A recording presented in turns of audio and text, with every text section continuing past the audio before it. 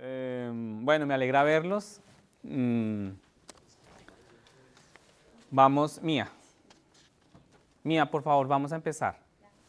Me alegra verlos, qué alegría pues poder compartir este tiempo, disponernos para crecer en el Señor y vamos a orar primero que todo para dar inicio. Cerremos los ojos. Señor Jesús, gracias, Señor, te alabamos tu nombre, te damos toda la gloria a ti, toda la honra es para ti, Señor. De ti provienen las misericordias, de ti proviene la gracia, de ti proviene todo lo que tenemos, Señor, solo de ti proviene. No proviene de nosotros, de nuestro esfuerzo, de nuestros talentos, de nuestros dones, solo proviene de ti, Señor.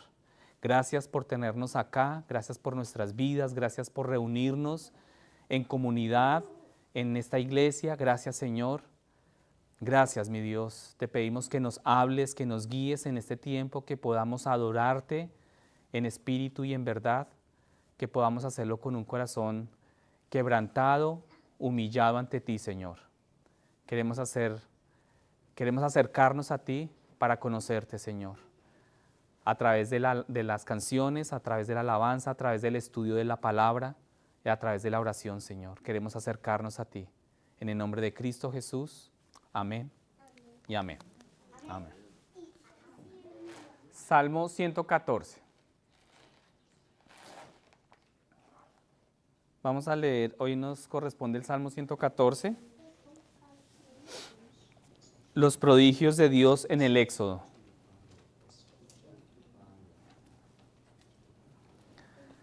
Los prodigios de Dios en el Éxodo. Dice así: Cuando Israel salió de Egipto, la casa de Jacob, de entre un pueblo de lengua extraña, Judá vino a ser su santuario, Israel su dominio.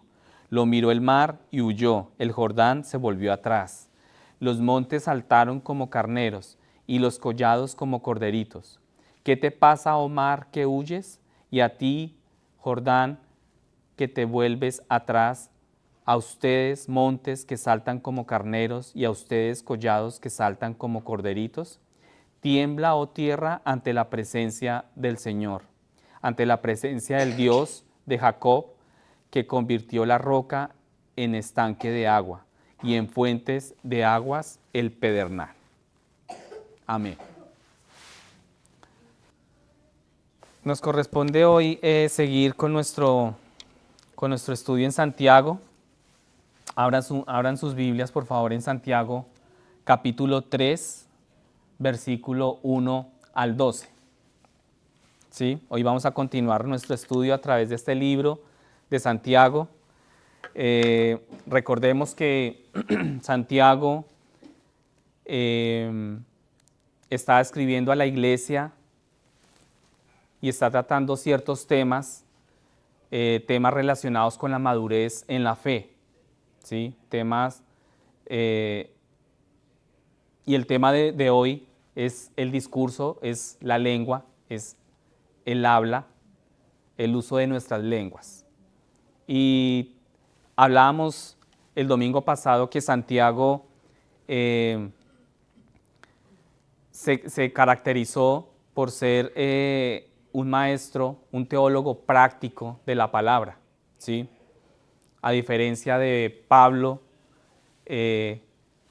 acuérdense en que hablábamos que ellos nunca se contradijeron en lo que enseñaba, pero Pablo pues sí era un teólogo más profundo, y Santiago es un teólogo más práctico de nuestra vida, que toca la vida diaria de nosotros, ¿no? De cómo poner en práctica de una manera sencilla la palabra, pero de una manera también muy consistente y muy clara, ¿sí? Entonces la instrucción de hoy tiene muchas aplicaciones en nuestra vida personal, en nuestro testimonio de Cristo, y en la última instancia nuestra responsabilidad es ante Dios. Pero también tiene mucho que ver con la salud y la vitalidad de la iglesia. Este tema de la lengua, hoy vamos a tocar el tema de la lengua, eh, tiene que ver también mucho con la salud y la vitalidad de la iglesia y su fidelidad y la fidelidad a nuestro Señor Jesucristo. Nosotros como iglesia, nosotros como representantes de una iglesia, tiene que ver mucho con esa fidelidad que tenemos frente al Señor. Santiago habla aquí una palabra a cada creyente y una que debemos considerar muy seriamente para nosotros mismos y nuestra propia conducta.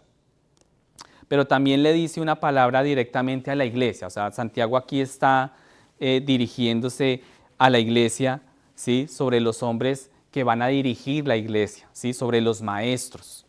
Entonces, ya con esto en mente, yo quiero que leamos para ya entrar en contexto del tema que tenemos el día de hoy.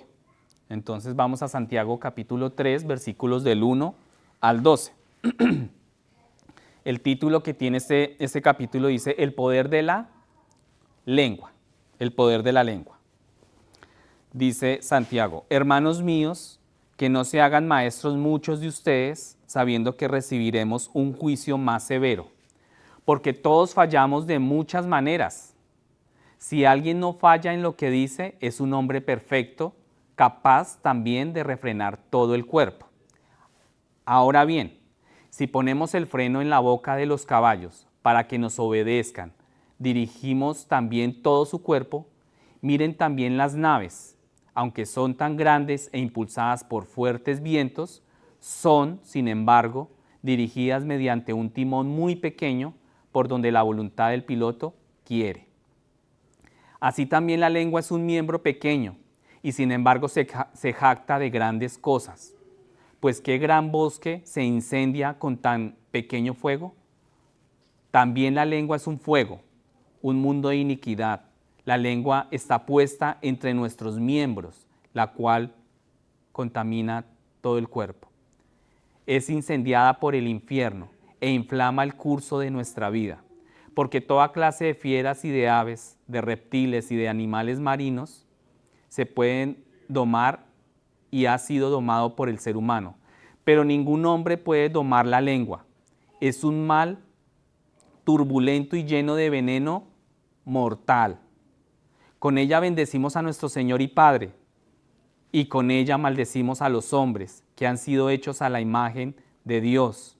De la misma boca proceden bendición y maldición. Hermanos míos, esto no debe ser así. ¿Acaso una fuente echa agua dulce y amarga por la misma abertura? ¿Acaso, hermanos míos, puede una higuera producir aceitunas o una vid higos? Tampoco la fuente de agua salada puede producir agua dulce. Entonces, como se pueden dar cuenta, un teólogo bastante práctico, Santiago. Y esto nos lleva a cuestionarnos y hacernos la pregunta del millón. ¿Alguna vez piensas mucho en las cosas que dices? ¿Alguna vez nos cuestionamos o nos preguntamos qué sale de nuestra boca? Uno a veces no examina lo que sale de nuestra boca, ¿sí? Y algunas personas somos, me incluyo, apresuradas a hablar, ¿sí? A veces puede ser sin pensarlo mucho y soltamos lo que primero, ¿cierto?, se nos venga a la mente, con mucha facilidad y con mucha rapidez, hablamos deliberadamente. Otras veces puede ser la verdad honesta de Dios, también de nuestra boca puede salir. Otros parecen ser más reservados y rara vez abren la boca, ¿no? Entonces ya es el otro extremo de las personas que no cierran su boca y no quieren hablar, no quieren decir mucho, no comparten, ¿sí? Y se estima que una persona promedio habla alrededor de 30,000 palabras por día. ¿Ustedes sabían eso? Yo no sabía, ese dato no lo sabía. 30,000 palabras por día, son muchas palabras que uno en el día sale de su boca. Y esto es suficiente para escribir un libro. 30.000 palabras es suficiente para escribir un libro de buen tamaño, ¿no? Y esto podría llenar una biblioteca de buen tamaño, ¿no? Solo con las palabras que una persona dice en su vida, podríamos llenar una biblioteca llena de estas palabras en una biblioteca. Nuestras palabras dicen mucho de nosotros, ¿sí? El Señor escucha y registra cada una de nuestras palabras. Y me pregunto si Él nos la devolverá en el día del juicio. ¿Alguna vez has pensado en eso y en lo que tus palabras dirán de ti? Nuestras palabras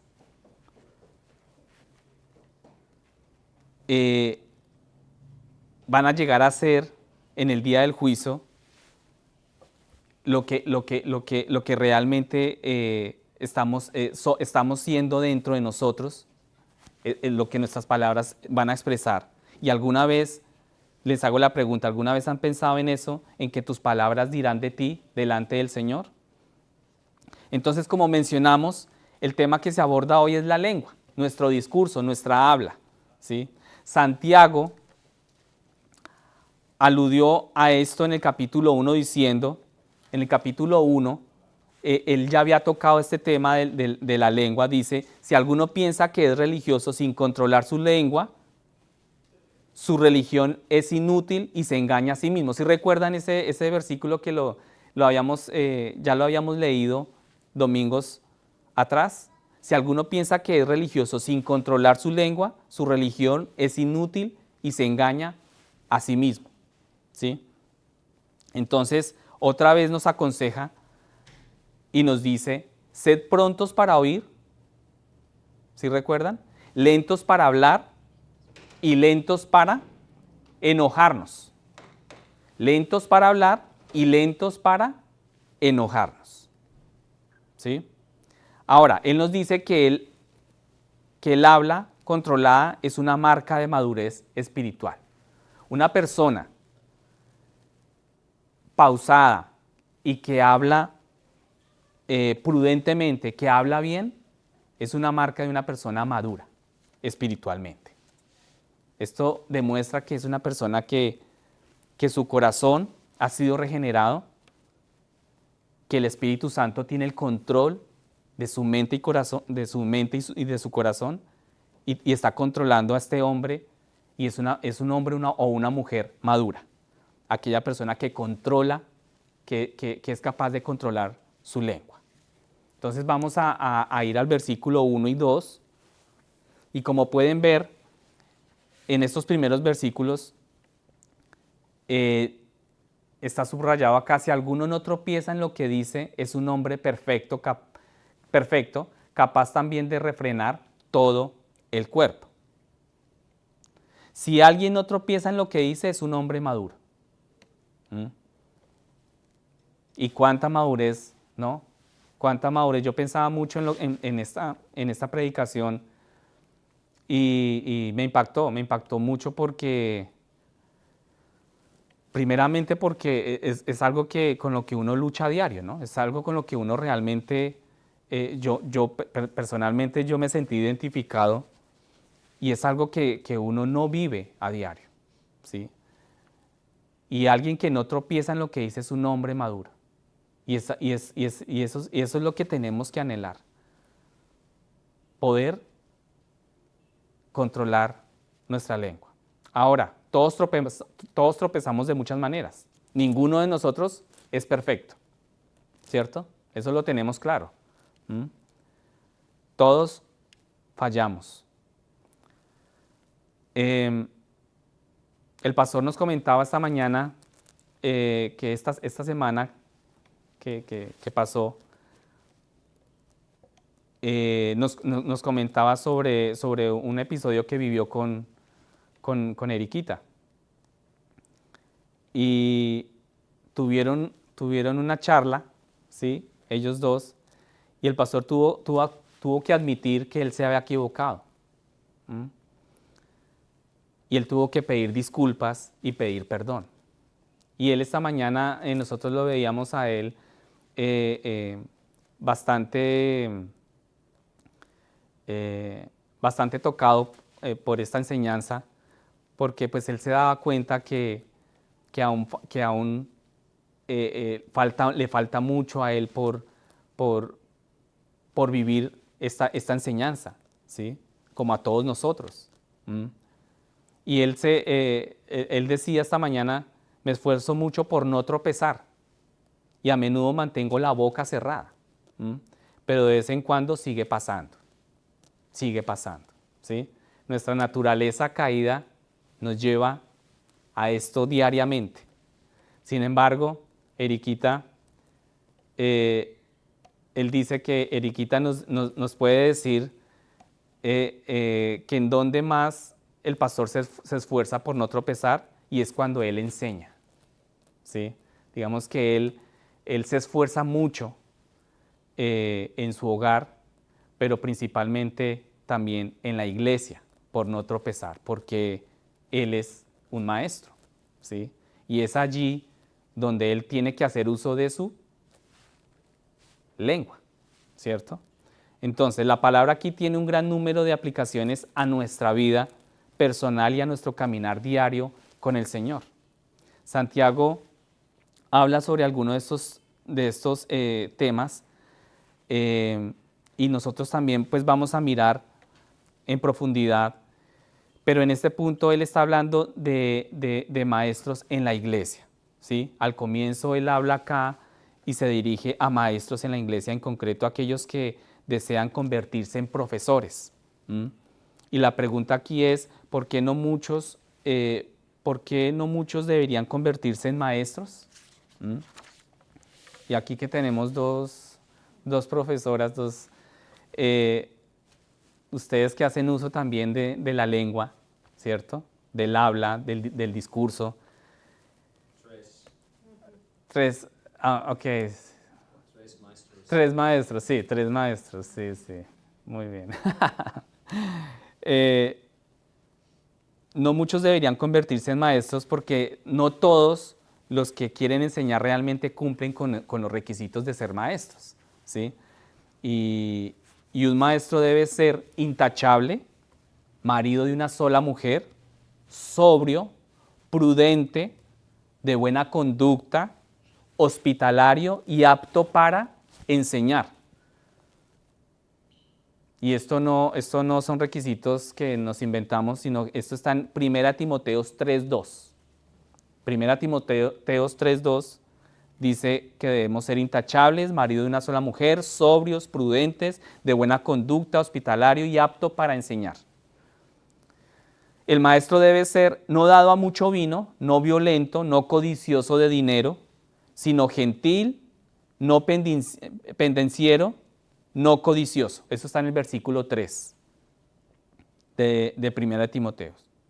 Debe ser alguien que gobierna bien su propia casa, teniendo a sus hijos en sumisión con toda reverencia. Porque si un hombre no sabe cómo gobernar su propia casa, ¿cómo cuidará de la iglesia de Dios? Eso está en el versículo 5. Y él continúa diciendo, él no debe ser un novicio, o sea, un nuevo converso, no sea que estando lleno de orgullo caiga en la misma condenación que el diablo. ¿Sí?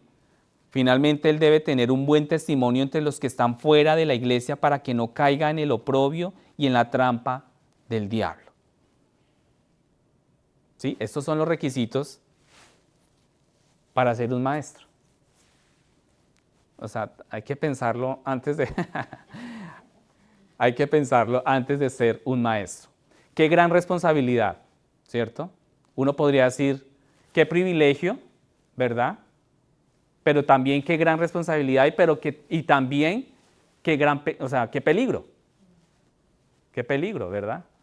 Porque son los requisitos que Dios estipula para un maestro. Algunas personas aprenden algo y eso los llena de orgullo, ¿sí? El conocimiento envanece y lo lleva a uno, lo inclina a uno al orgullo, ¿sí? Quieren compartirlo inmediatamente con los demás, quieren ser maestros, quieren enseñar, ¿sí? Pero su corazón está lleno de orgullo. Simplemente quieren ser maestros para lucir como maestros con un corazón lleno de orgullo. Cuanto más estudio la palabra de Dios, más me doy cuenta de lo que todavía tengo que aprender, ¿sí? Y eso es una realidad que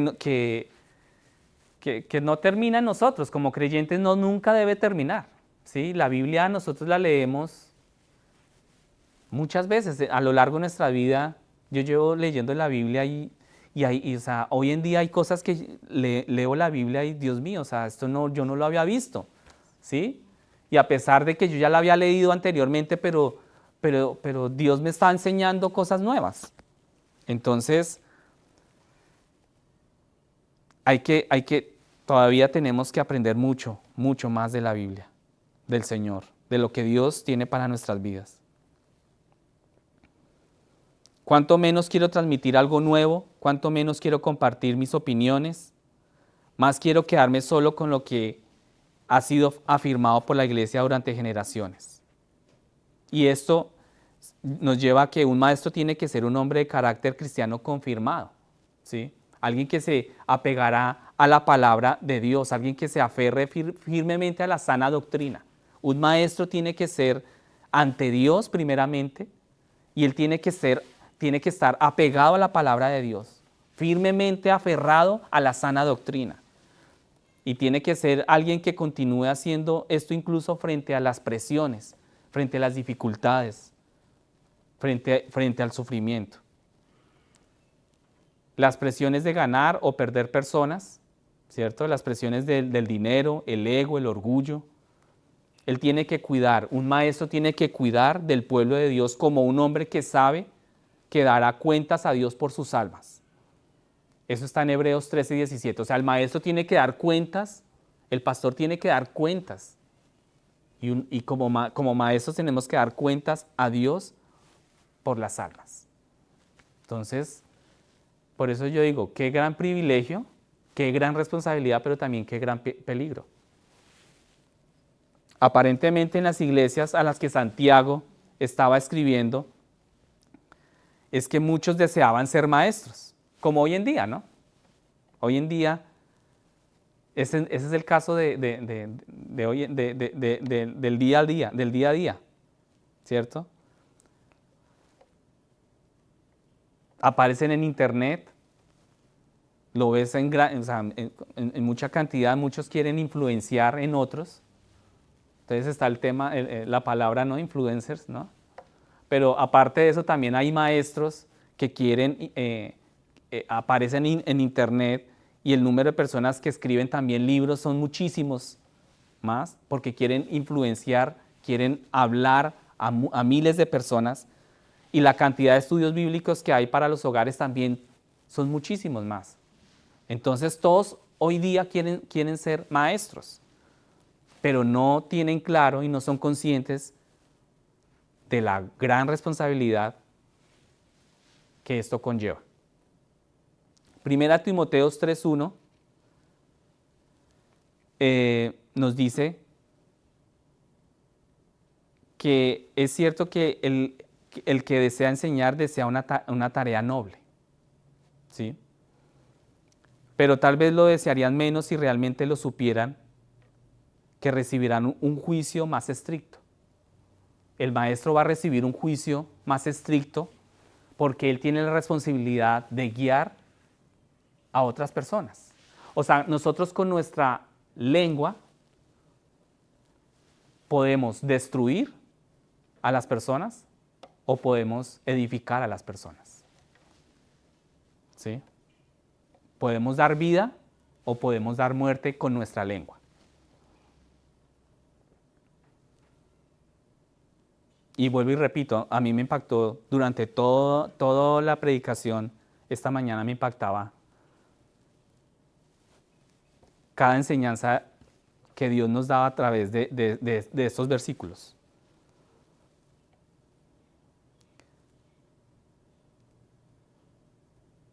Y una vez el pastor nos comentaba que una vez tuvo un maestro en la escuela que enseñó algo mal, ¿sí? Y en la prueba, o sea, como en el examen, todos se equivocaron en esa pregunta. Y cuando el profesor se dio cuenta, nos devolvió los puntos, les devolvió los puntos. Entonces, los maestros recibirán un juicio más estricto porque son responsables de lo que están enseñando, de lo que están, o sea, de la forma que están guiando a los demás. Si te enseño mal, Dios te puede disculpar por eso, pero Él no me va a excusar de eso, de esa gran responsabilidad.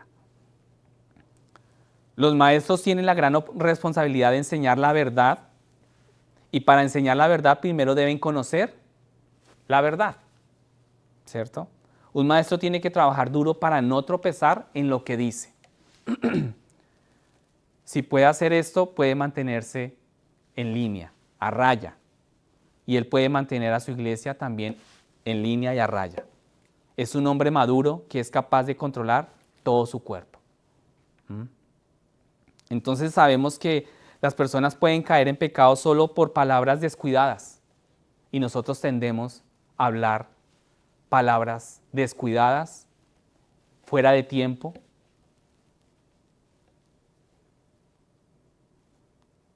Y yo quiero hacerle la pregunta, ¿alguna vez se te han escapado palabras de tu boca?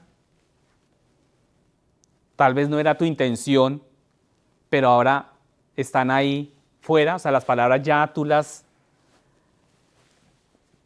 sacaste de tu boca y ya están afuera. Y algunas personas dejan escapar las palabras todo el tiempo, ¿cierto? Todo el tiempo tendemos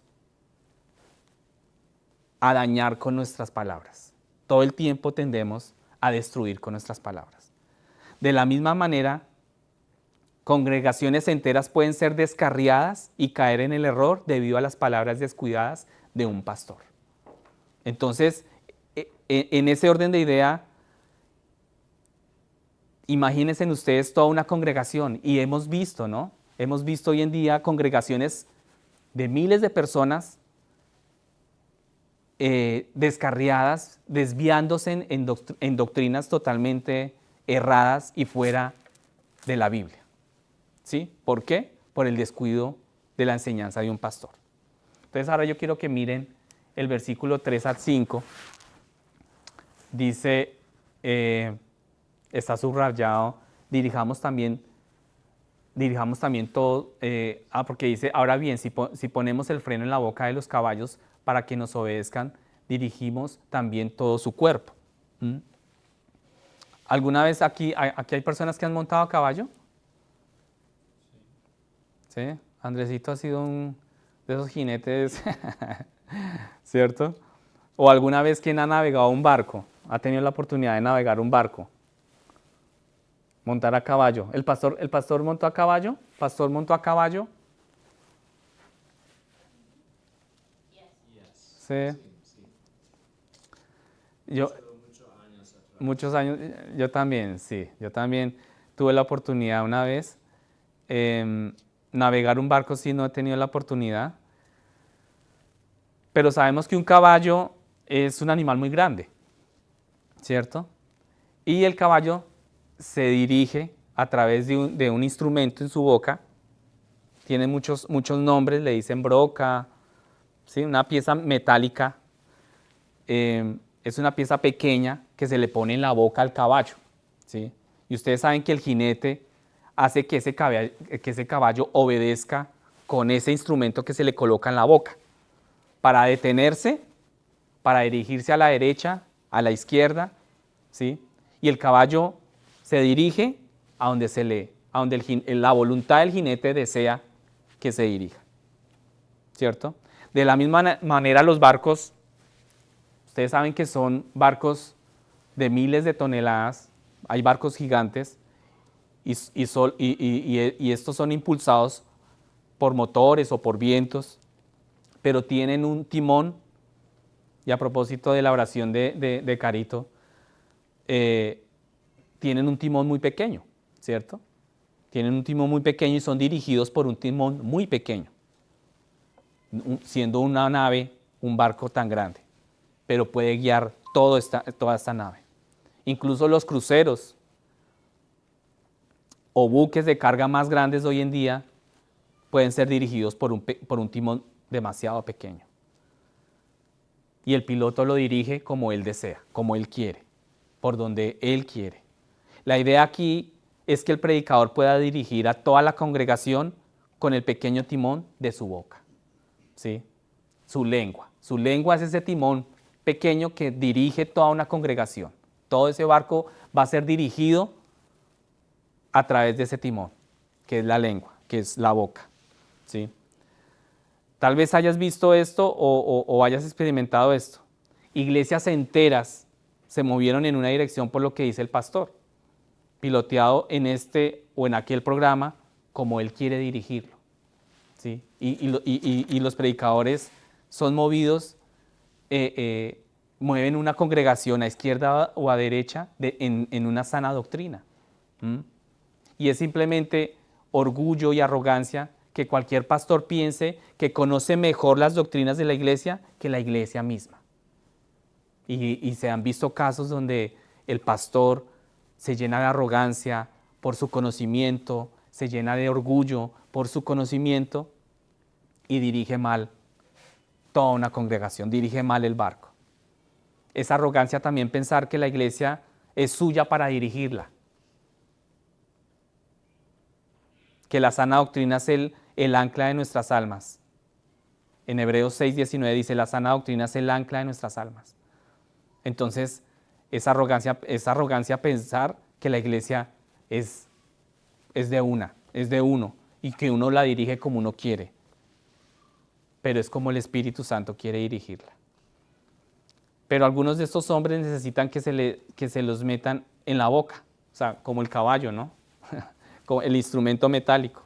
En el versículo 5 dice, así también, aunque la lengua es una pequeña parte del cuerpo, se jacta de grandes cosas. La lengua es un miembro muy pequeño de nuestro cuerpo, pero aún así se puede jactar de grandes cosas. Ahora, hay problemas obvios con maestros sin preparación y sin escrúpulos en la iglesia. Pero ¿cómo sabemos? Todo cristiano tropieza y los pecados de la lengua a menudo encabezan la lista. Los pecados de la lengua son frecuentes en nuestras vidas. Por lo tanto, también queremos entender que los aspectos personales de las Escrituras, lo que nos están diciendo es cuántas veces tu lengua te ha metido en problemas y te ha guiado el curso de tu vida. Muchas veces, ¿cierto? Y yo quiero que tú te hagas esa pregunta. ¿Cuántas veces tu lengua te ha metido en unos problemas que tú no sabes cómo salirte? ¿Y los pecados de la boca cuáles son? De hecho, son fáciles de cometer los pecados de la boca, de la lengua. ¿Quién me dice un pecado de la lengua? Muy bien, la mentira, ¿cierto? El chisme, la calumnia, la jactancia, los insultos. Todos estos son pecados de la lengua. ¿Y ustedes saben qué es el chisme? El chisme es una noticia falsa o verdadera, ¿cierto? O sea, tú puedes ser chismosa hablando la verdad, ¿sí? Pero el chisme es una noticia falsa o verdadera donde hay un segundo y un tercero y donde yo voy a hablar mal o bien de ese segundo o de ese tercero para indisponer al segundo con el tercero. Eso es el chisme. Entonces, ¿cuántas relaciones han sido dañadas por palabras descuidadas o indiferentes de mi vida? ¿Cuántas reputaciones dañadas por chismes o calumnias? O sea, ¿tú te estás dando cuenta del poder que tiene tu lengua? A la altura de cuántas mentiras has tenido que vivir. Y nuestros corazones, nuestra lengua se inclina todo el tiempo a mentir. Mentimos todo el tiempo estamos mintiendo. ¿Cuántas bocas hay aquí que frenar? ¿Cuántas lenguas hay aquí que deben ser amordazadas? ¿Cierto?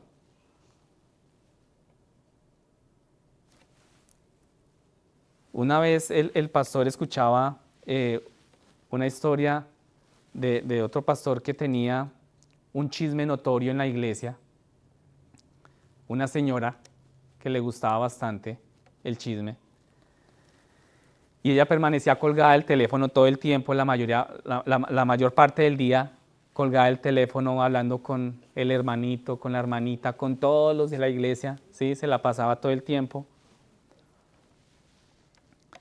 Y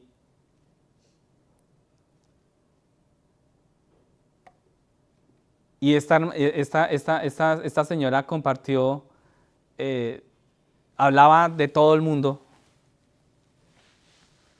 y cada uno de los que querían escuchar qué era lo que la hermanita estaba diciendo, esta señora estaba diciendo, y un día se acercó a su pastor y le dijo, pastor, el Señor me ha convencido de mi pecado, mi lengua me está metiendo a mí y a otros en grandes problemas. Esto había sucedido antes en varias ocasiones, en varias oportunidades, había sido reiterativa la señora con el chisme, pedía perdón, pero volvía otra vez, incurría en lo mismo. Y su pastor no creía que fuera sincera, pero el pastor le preguntó, ¿y qué piensas hacer tú al respecto con este problema? Entonces la señora le dice, yo quiero poner mi lengua en el altar. O sea, como diciendo, yo quiero, sí, ya parar esto. Ella le respondió así.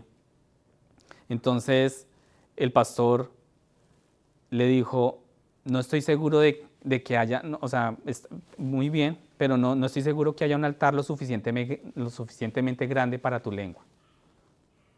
No estoy seguro que haya un altar lo suficientemente grande para colocar tu lengua. Porque pues era bastante el daño que había hecho esa señora con su lengua. Entonces, esto nos muestra la magnitud, ¿cierto?, de lo que puede hacer nuestra lengua. Lo que se nos dice aquí es que la lengua fuera de control es muy peligrosa. Y Jesús dijo, de la abundancia del corazón, habla la boca. Y dice Santiago, una boca fuera de control puede hacer mucho daño. Pero es impresionante lo que Jesús dice, que de la abundancia del corazón habla la boca.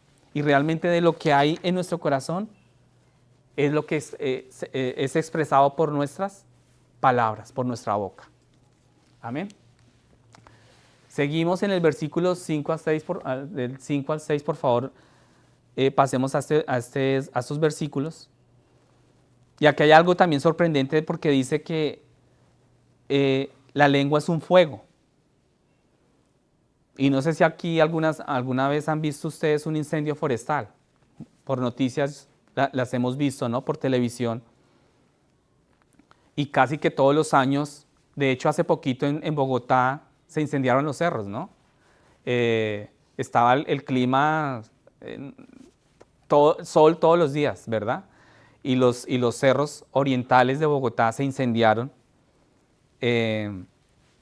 Y fue un tema crítico, casi que no logran apagar. Hasta hace 2 días hubo lluvia y todo el mundo feliz porque, o sea, todo el año cansados porque llueven, pero en ese momento anhelaban la lluvia para que los cerros de Bogotá dejaran de incendiarse. Aquí en Estados Unidos es lo mismo, cada año se presentan, y aquí yo recuerdo en Bogotá, cuando estábamos en Bogotá, cuando pasaban las noticias de incendios en California, son impresionantes, arrasan todo. ¿Sí? Y a veces son causados por un acto descuidado, como tirar un cigarrillo, ¿cierto?, por la ventana del carro. A veces se colocan deliberadamente. Y es bastante impresionante que Santiago compare la lengua con el fuego. Es muy impresionante. Y diga que la fuente de ese fuego es el infierno. Yo quiero que ustedes entiendan la magnitud y el poder que tiene nuestra lengua y lo que puede ocasionar nuestra lengua. Y deja las cosas muy claras acerca de dónde viene el habla impía. Un incendio forestal es muy devastador y arrasa con todo. Puede quemar bosques enteros, cientos de hectáreas, miles de hectáreas, puede quemar ciudades enteras, quemar iglesias enteras. En muchos casos no se pueden controlar, ¿cierto? Y simplemente sigue el incendio y quema y quema y quema. La lengua, un mundo de injusticia, está colocada entre las partes de nuestro cuerpo. Ese miembro pequeñito que tú tienes ahí en la boca es capaz de generar esta clase de incendios. Y ese miembro pequeño que nosotros tenemos puede contaminar todo el cuerpo. Puede prender fuego al curso de mi vida y de la vida de los demás. Y la lengua es incendiada por el infierno, dice el versículo 6. Entonces, sabemos que nuestro discurso dice mucho de nosotros. ¿De dónde eres? Ustedes no se han dado cuenta que cuando nosotros llegamos aquí a Estados Unidos, hay otras personas latinas que identifican de dónde somos. A nosotros nos ha pasado mucho, ¿cierto? Dicen, ustedes son de Bogotá, ¿cierto? Dicen, sí, somos de Bogotá. Porque ya nos conocen solamente porque escucharon nuestro dialecto, ¿sí? nuestro hablar, nuestro acento. Entonces supieron que, ustedes son de Bogotá. Y uno reconoce muy fácilmente, por lo menos en Colombia reconocemos muy fácilmente, este es de la costa, este es del norte de Santander, mano, ¿sí? Con la mano así, ¿cierto? Reconocemos los acentos y sabemos por el acento de dónde es esa persona. Por el acento, por nuestro discurso, podemos reconocer si la persona es educada o no, si es dura o suave, si construye o derriba o destruye. ¿Sí? Y yo por lo menos escuchaba que nuestras palabras son como esa radiografía, ¿cierto? Las rayos X, nosotros no conocemos nuestros pulmones y lo que hay en el interior de nuestros cuerpos, pero las radiografías muestran lo que hay y podemos ver nuestros pulmones y podemos conocer lo que hay dentro de nosotros. Asimismo son las palabras. Las palabras desnudan y demuestran lo que hay en nuestro corazón y reflejan lo que hay en lo más oscuro y en lo más profundo de nuestra mente y de nuestros corazones. Hubo un tiempo en el que en el discurso de Pedro lo mostraban como Galileo. Él abrió la boca, Pedro, el acento de Pedro, pues lo descubrieron, no podía ocultarlo. Cuando Pedro habló, los que estaban cerca de él dijeron, ciertamente tú eres Galileo. Eso está en Lucas 22:59. Más tarde el discurso de Pedro reveló que había pasado tiempo con Jesús. Cuando él y Juan fueron interrogados por los sumos sacerdotes, los sacerdotes estaban asombrados de su comprensión de las Escrituras. Y estos son los hombres sin educación. Estos son los hombres que sin educación dijeron.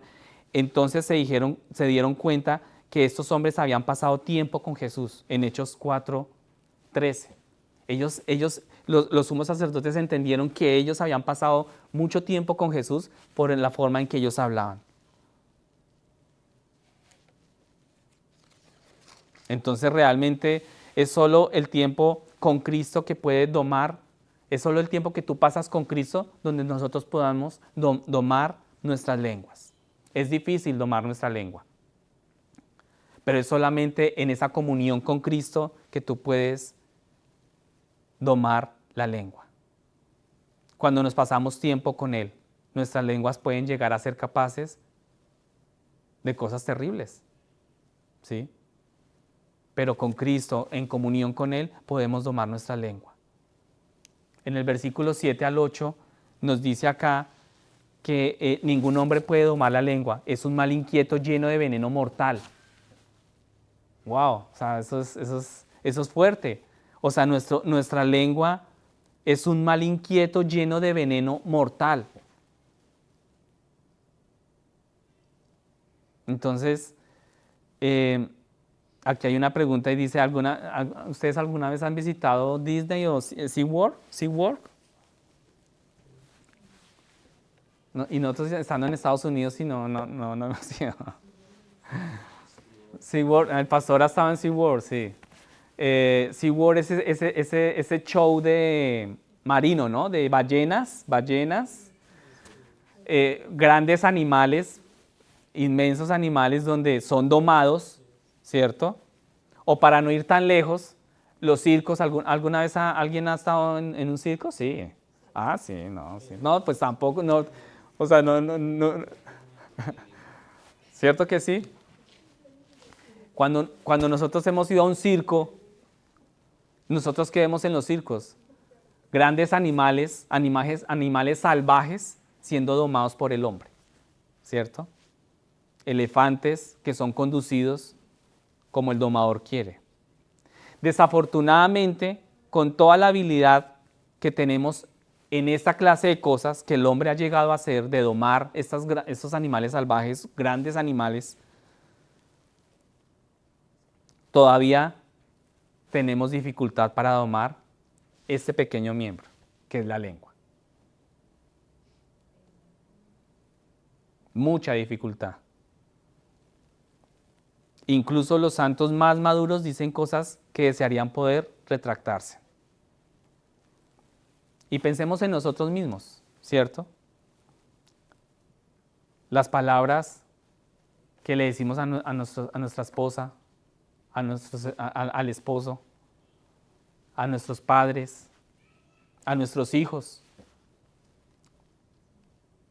O sea, nosotros podemos dar vida a nuestros hijos o dar muerte con nuestras palabras. Podemos edificarlos o destruirlos con nuestras palabras, imagínense. O sea, es de verdad que es algo muy delicado. Y es algo sumamente importante. ¿Qué pasa con un vendedor telefónico o un representante de servicio al cliente? Normalmente dicen que hay una grabación, ¿no? Cuando uno llama en un call center y esto, que la llamada está siendo grabada.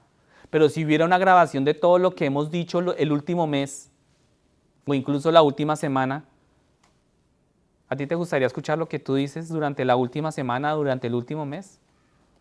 ¿O que los demás escucharan? Que los demás escucharan lo que ha salido de nuestra boca el último mes o la última semana. ¿Has dicho palabras que están llenas de veneno mortal? Y desearías no haberlas dicho. Entonces, desafortunadamente, como personas, hemos visto que el veneno mortal de los chismes y las palabras maliciosas hacen bastante, pero bastante daño. Y hemos visto personas malintencionadas inyectar un poco de veneno en las conversaciones. Y nosotros somos partícipes de eso. Y nosotros hacemos esto. Y saber esto afectará nuestros pensamientos sobre alguien. Y con la esperanza de que se extienda a otros cuando hablamos mal. Hemos visto lenguas venenosas que hacen un gran daño a los individuos, causando heridas, dolor, crear conflictos entre las personas de la iglesia, e incluso haciendo que la gente abandone la iglesia. Y el pastor nos comentaba esta mañana que él, durante el trayecto que él lleva como pastor, él ha visto toda esta clase de cosas. Personas abandonar la iglesia, conflictos, discusiones dentro de la misma iglesia,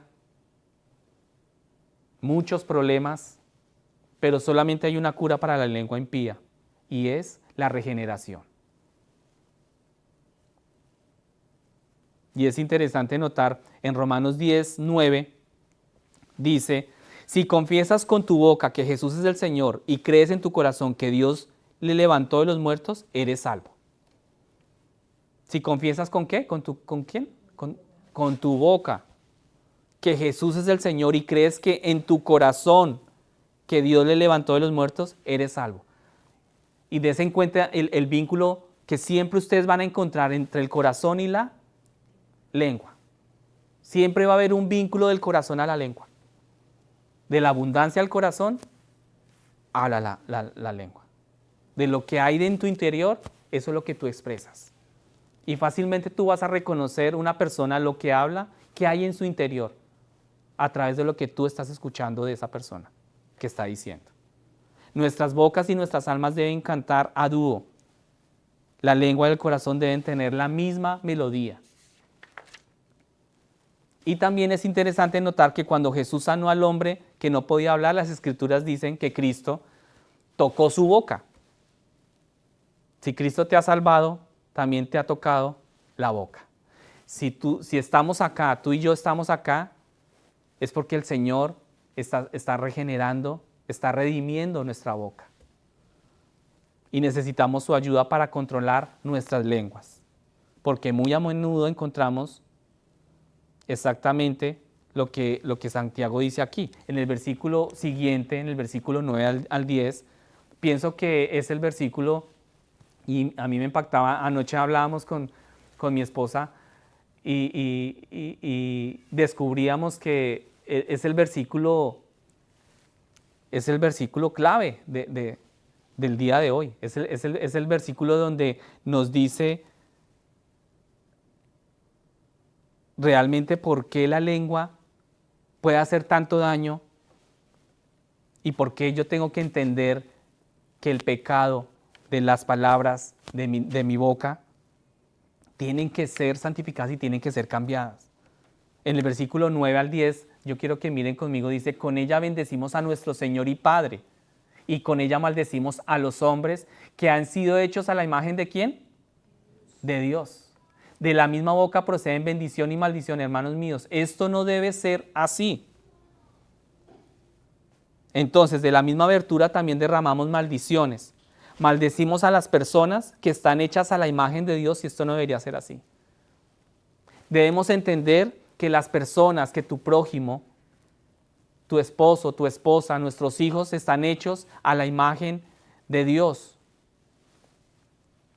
Están hechos a la imagen de Dios. En el mundo antiguo los reyes hacían estatuas de sí mismos, imágenes de sí mismos. Los instalaban en las distintas ciudades que gobernaban y si alguien se acercaba a esa estatua y la escupía o se acercaban y le decían palabras desagradables, era como hacérselo al rey en la cara. ¿Sí? Antiguamente se usaba mucho eso. Entonces la estatua que representaba al rey y pasaba la persona y lo escupía, y era como si se lo estuviera haciendo al rey en la cara. Entonces entendemos que la forma en que tratas a las personas es la forma en que tratas a Dios. Mi prójimo está hecho a la imagen de Dios. Dios ha hecho a las personas a su imagen, cristianos o no, o sea, personas conversas o no conversas. A mí me impactó mucho y hablábamos, anoche duramos hasta las 11 de la noche hablando con Paulita de esto porque nos impactaba eso. O sea, mi prójimo, la persona que yo tengo al frente, está hecha a la imagen de Dios. Y yo muchas veces mancillo y pisoteo la imagen de Dios con mi lengua. Y la forma en la que tratas es como estás tratando a Dios, que los creó. Dios ama a toda la humanidad,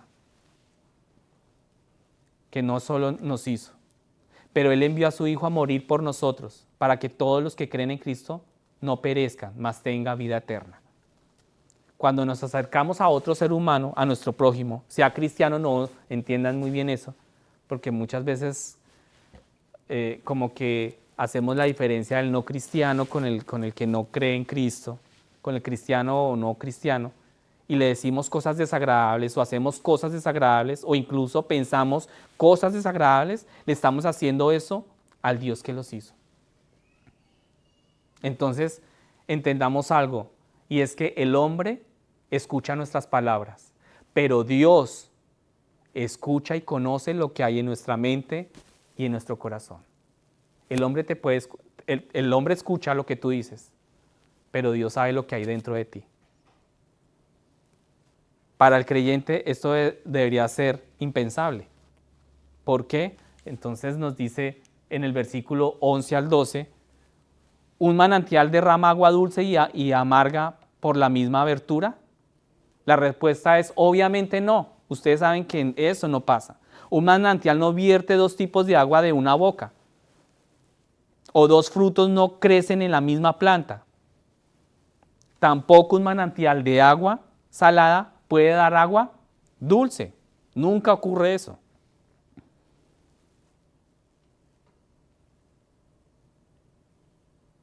Entonces tiene que haber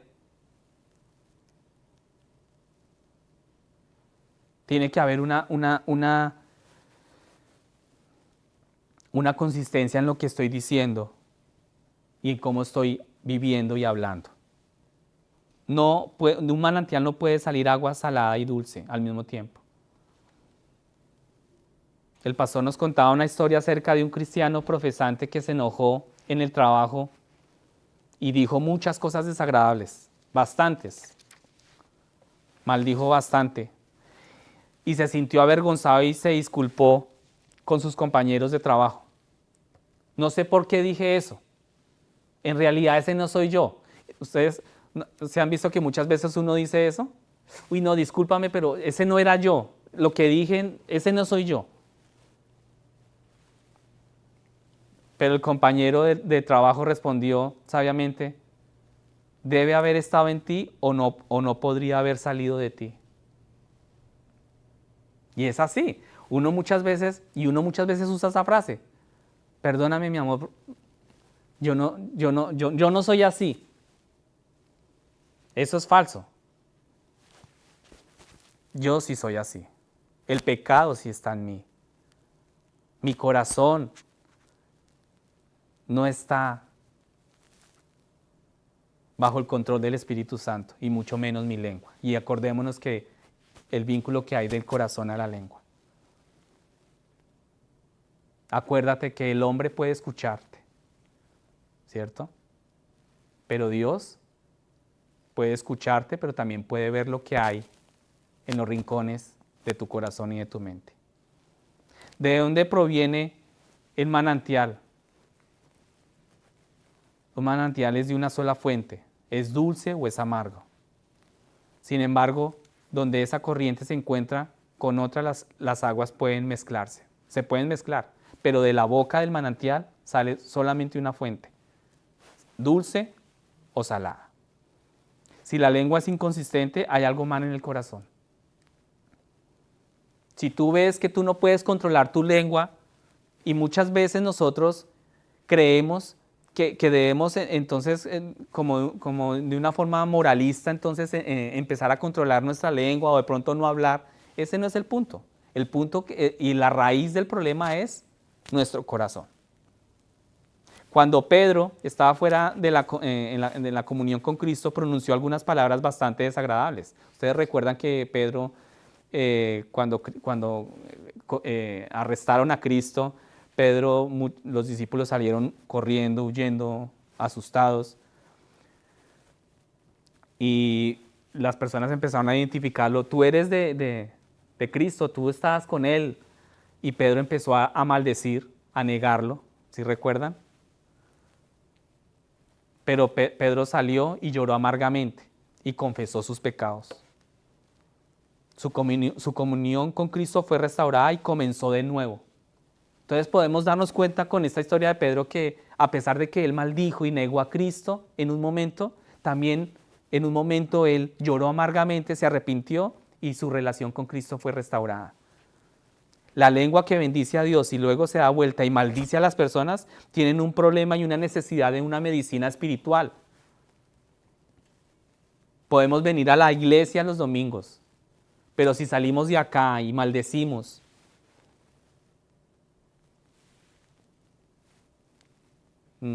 no tiene sentido una vida así.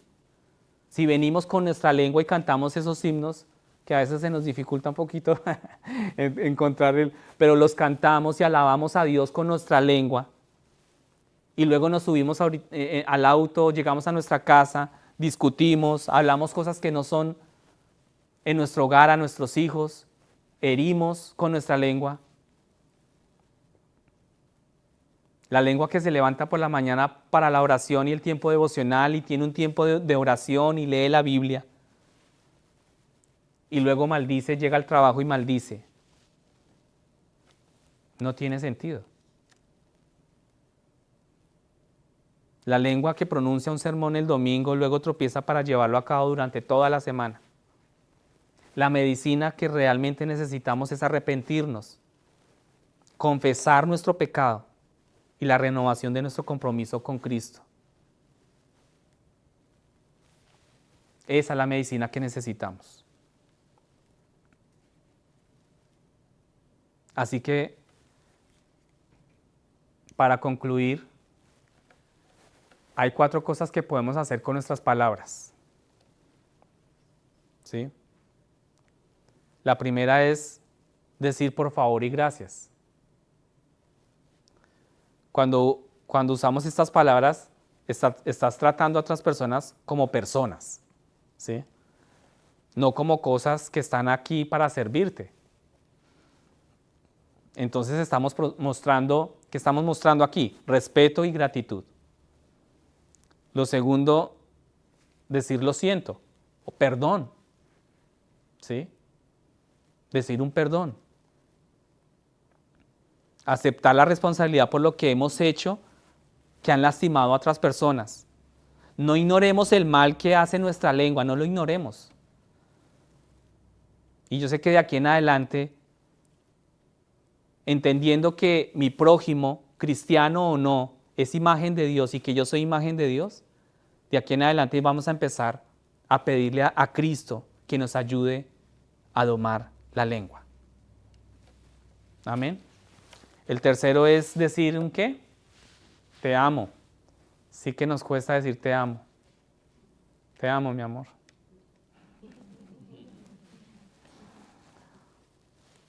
Se nos dificulta decir un te amo a nuestros hijos, ¿cierto?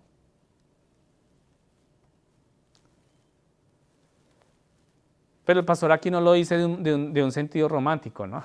Como el que le acaba de decir a Paolita. El amor verdadero es mucho más profundo, ¿sí? Y se supone que debemos amar a nuestros hermanos y hermanas, debemos amar a nuestros enemigos también. Y ayudar a la gente a saber que, o sea, hacerles saber y ayudar a la gente que tú los amas cuando se los dices y cuando ayudas. El cuarto, ora por los demás. ¿Sí? Usar las palabras para elevar a otras personas en oración. Cuando elevas sus necesidades delante de Dios, les ayudas y hay un cambio, tanto en ti como en la persona que tú estás pidiéndole a Dios por esa persona. Orar por las personas también te ayuda a prepararte mejor para usar tu lengua correctamente cuando las veas. Cuando tú veas a esa persona y tú oraste anticipadamente por esa persona, tus palabras no van a ser las mismas. No van a ser las que tú ibas a decir antes de entrar en oración por esa persona. Todo cambia.